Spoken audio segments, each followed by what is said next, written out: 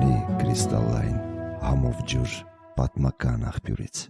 Here today because there is a growing fear among Armenians who live in Nagorno-Karabakh that they are in danger. Given the history of the Armenian people, no one should be surprised there is fear. It was only 2 years ago that President Biden officially recognized the Armenian genocide of 1915 to 1917, during which 1.5 million Armenians were deported, massacred, or marched to their deaths in a campaign of extermination by the Ottoman authorities. Those atrocities were committed more than 100 years ago, but for many Armenians it feels like yesterday. That is the context in which recent actions taken by the government of Azerbaijan are being experienced and interpreted. Azerbaijan is not Turkey, but it is a close ally of Turkey, the successor to the Ottoman Empire. People fear the Nagorno-Karabakh conflict, the longest running in post-Soviet Eurasia, could fuel a repeat of the past. It is important to remember how we got here. In 1988, ethnic Armenians living in Nagorno-Karabakh demanded the transfer of what was then the Nagorno-Karabakh Autonomous Oblast from Soviet Azerbaijan to Armenia. As the Soviet Union collapsed, tensions grew into outright war. When fighting ceased in 1994, Nagorno-Karabakh and 7 adjacent districts were wholly or partially controlled by Armenian forces. More than 1 million people had been forced from their homes. Azerbaijanis fled Armenia, Nagorno-Karabakh, and the adjacent territories, while Armenians left homes in Azerbaijan. From 1994 until 2020, intermittent deadly incidents demonstrated the ever-present risk that war would reignite. In April of 2016, 4 days of intense fighting at the line of separation killed hundreds on both sides.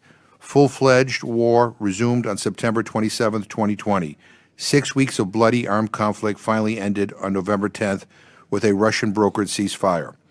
Under the agreement, Azerbaijan fully controls the 7 districts adjacent to Nagorno-Karabakh that Armenian forces had held since the previous war.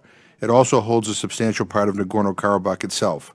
The rest is patrolled by a Russian peacekeeping force, but still governed by self-proclaimed local authorities.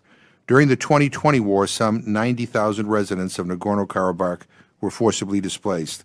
Today, more than 40,000 are still displaced. Before the 2020 war, the Armenian population of Nagorno-Karabakh was about 147,000. Today, it is estimated to be down to lower than 120,000. Forced displacement can be a tactic used to achieve ethnic cleansing. That's not always the case, but it is sometimes the case. And since the end of the war, a lot has happened. In territories Azerbaijan reclaimed, the government has gradually begun to resettle Azeris who were displaced in the 1990s. It has also taken control of more territory, some in keeping with the ceasefire agreement, some illegally occupied. In September 2022, Azerbaijani forces launched cross-border attacks in which 200 Armenians were killed or went missing, and 80 Azerbaijanis were killed. And then in December 2022, Azerbaijan began asserting control over the Lakhin corridor that connects Nagorno-Karabakh to Armenia. First, a group of activists blocked civilian and commercial traffic on the corridor, leaving thousands of Armenians without access to essential goods, including food and medicines.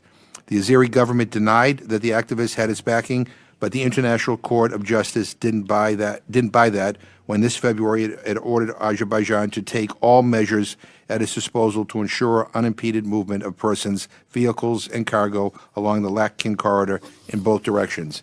Then in April, Azerbaijan established an official border checkpoint that means local Armenian residents cannot transit to and from Nagorno-Karabakh. The Azerbaijani community wants to talk about Azeri sovereignty, since Nagorno-Karabakh is internationally recognized as part of Azerbaijan. But the bottom line is that the Armenian population in Nagorno-Karabakh understandably feels vulnerable and at risk. So, what do we do about this? What is the pro-human rights response here? It is to ensure further escalation of tensions that could lead to more war and new atrocities. I'm happy to say that many of us in Congress have already been paying attention. I'm proud to be an original co-sponsor of House Resolution 108, a bipartisan resolution introduced by Congressman Frank Pallone and Gus Bilirakis in February, which condemns the blockade and makes recommendations I am sure will be echoed today. They include full enforcement of Section 907 of the Freedom Support Act, and I encourage my colleagues on both sides of the aisle to co-sponsor this resolution. I also think it's important to recognize that the United States government has long supported and facilitated peace talks to resolve the Azerbaijan-Armenia conflict, including through the Minsk Group created in 1992. Multilateral efforts continue, and the Biden administration just hosted both foreign ministers for several days of negotiations last month. Although I might wish for greater transparency about the proposals under discussion, a difficult thing to do during sensitive negotiations, I strongly support these peace efforts because everyone knows a political agreement is the only feasible path forward for this entrenched dispute and the only alternative to more war. I look forward to your recommendations as to how to increase the chances of success. Again, I thank Chairman Smith for his leadership on this, and I again thank all